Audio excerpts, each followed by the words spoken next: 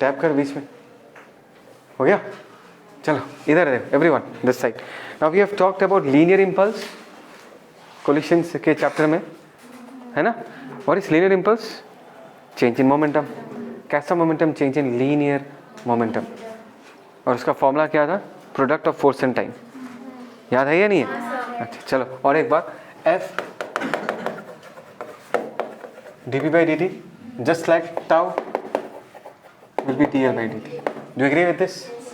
Where force is rate of change of linear momentum, torque can be defined as the rate of change of angular momentum. Is that clear? Okay, fine. So small change in linear momentum is product of force and time. Small change in angular momentum is product of torque and time. Total change in momentum लिखना है तो integrate करो, इसको भी integrate करो. इसका होगा from time t1 to t2, this is from time t1 to t2. तो ऐसे लिख सकते हैं del p in this case is t1 to t2 f into dt. याद आ रहा कुछ? और यहाँ पर change in angular momentum del L को हम क्या लिख सकते हैं? t1 से लेके t2 that is tau into dt. Is that clear? तो अगर हमको चेंज इन एंगुलर मोमेंटम निकालना है, टॉर्क लिखो, और टॉर्क कितने टाइम के लिए लग रहा है वो लिख दो, ठीक है ना? अच्छा चलो let's analyse this question now. Question है ऐसा कि एक पुली है और पुली के अराउंड एक रस्सी को रैप करके रखा है. This is a block. Block को हम अगर रिलीज कर देंगे, if I release the block, what will happen? The block will start coming down and the pulley will start rotating. The रस्सी will not slip on the pulley. rope does not slide on the disc. That means we shall use the concept of what? No slip condition. तो पूछा find the angular velocity of the disc as a function of time. Angular velocity मतलब omega as a function of time, right? तो इसको करने का ना दो तरीका है. एक तो तरीका जो बेसिक तरीका है कि टॉर्क निकालो, पुली पे कितना टॉर्क लग रहा है, क्योंकि तुमको ओमेगा चाहिए. ओमेगा जो है वो टाइम के साथ तो वैरी करेगा ना, बिकॉज पुली पे टॉर्क लग रहा है. और अभी अगर तुमको प्रॉपर्ली थोड़ा फील आ जाएगा तो तुम पुली पे देख के आराम से ये कंक्लूड कर सकते हो कि पुली को घुमाने के लिए सिर्फ टेंशन रिस्पॉन्सिबल है, बिकॉज एम जी उसके सेंटर के थ्रू पास करेगा, क्लैंप वाला फोर्स भी उसके सेंटर के थ्रू ही पास करेगा. Do agree with this? तो tension will be responsible for the torque.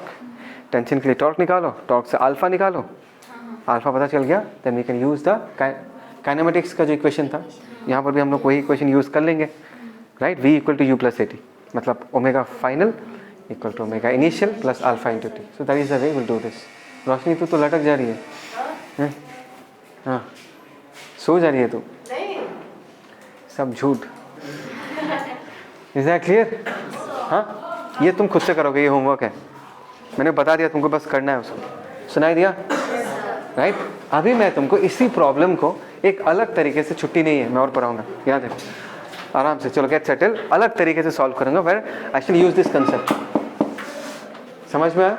Change in angular momentum. Is that clear? और एंगुलर मोमेंटम को चेंज करने के लिए कौन रिस्पॉन्सिबल होगा? An external torque acting on the system. Come on, ध्यान से सुनना. Whenever you want to talk about torque, तुमको एक एग्जिस्ट चाहिए होगा. बिना एग्जिस्ट का तुम टॉर्क के बारे में डिस्कस नहीं कर पाओगे, ठीक है ना? तो यहाँ पर एक ऑब्वियस चॉइस है कि इसको मैं एग्जिस्ट मान लेता हूँ. This is our axis. किसी को कोई doubt? Is that clear? Okay. Disc is a rigid body जो कि रोटेट कर रहा है, और ये जो ब्लॉक है इसको तुम कैसे ट्रीट करोगे? As a point mass. Come on book, as a point mass. Is that clear? समझ में आया? एंड वी ऑल नो कि इसके पास अगर ओमेगा है तो इसके पास इस वक्त डाउनवर्ड डायरेक्शन में at that instant of time velocity कितना होगा? R omega. बात को समझो, ओमेगा जो है वो तो टाइम के साथ बदलते रहेगा. Do you agree with this? I have drawn the picture for a particular instant of time. मैंने फोटो खींचा है, एक पर्टिकुलर मोमेंट को कैप्चर किया है, और उस वक्त पुली का रोटेशनल वेलोसिटी अगर ओमेगा है तो ब्लॉक का ट्रांसलेशनल वेलोसिटी कितना? R omega, right? Okay. Now can you tell me what is the momentum of this system?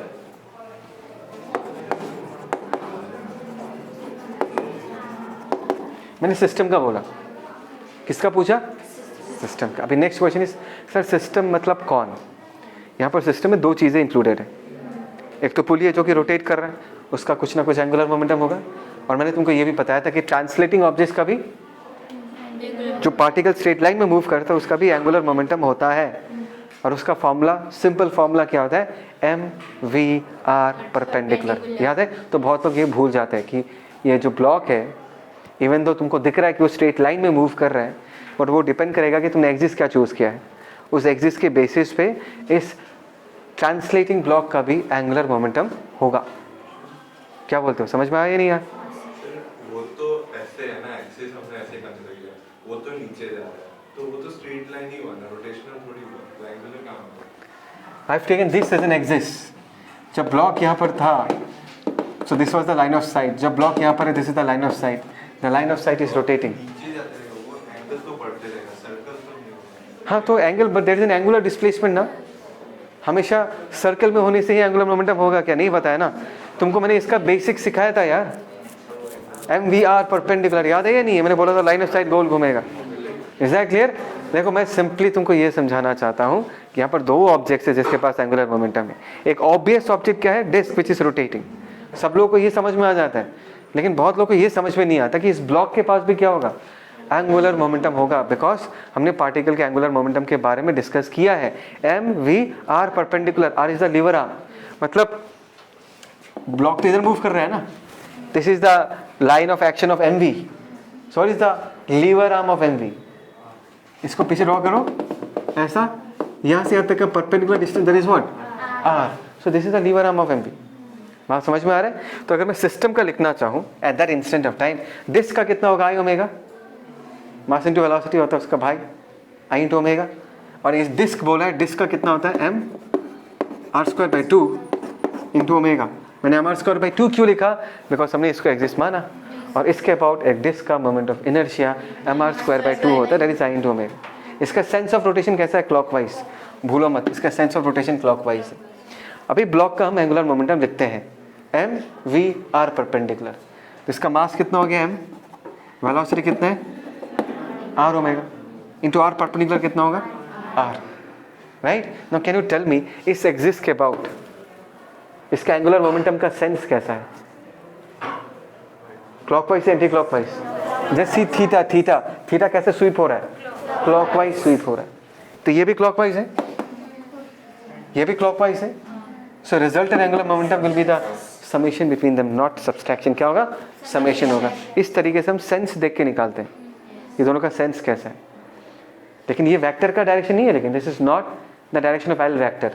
L vector का डायरेक्शन क्या है? R cross P। बात समझ में आता नहीं आता? देखो, ट्राई टू अंडरस्टैंड। ओमेगा ऐसा है, और एंगुलर मोमेंटम का फॉर्मूला क्या है? I omega vector. So curl your fingers and your thumb is pointing inside. Come on, disc का एंगुलर मोमेंटम का एक्चुअल डायरेक्शन क्या है? इनसाइड। और इसका अगर वेलोसिटी इधर है, try to understand, so this will be the R vector. Come on,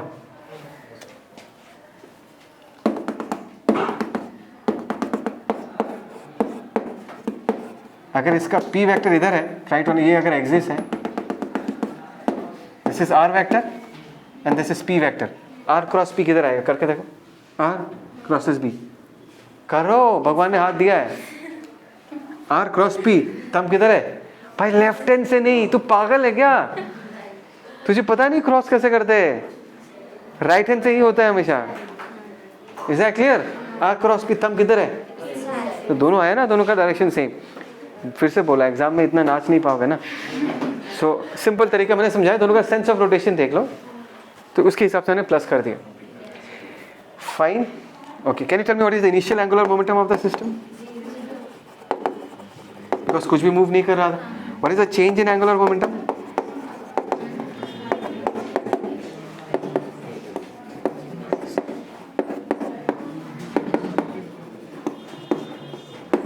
Is that okay?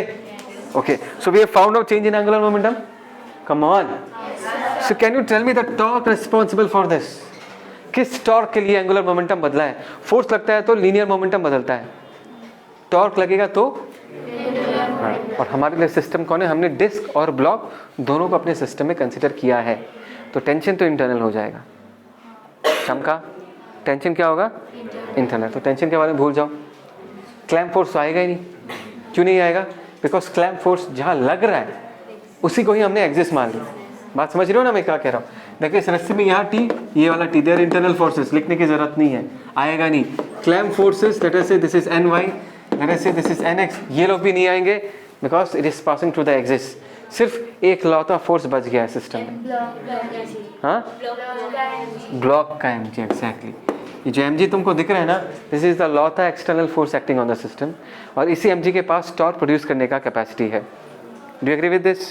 So tau will be equal to what? Can you tell me the lever arm of mg? Come on, r exactly. mg ऊपर लेके जाओ, axis से कितना distance है? r distance. So torque in this case, try to understand, this torque is constant, right?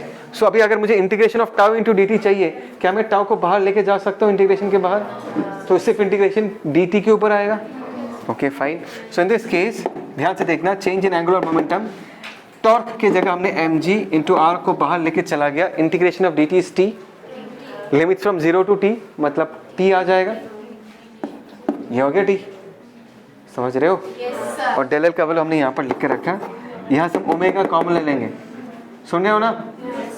Omega common ले लेंगे तो क्या होगा? This is m r square by 2 plus छोटा m r square is equal to m g r t. So this is omega, आ रहा है screen में?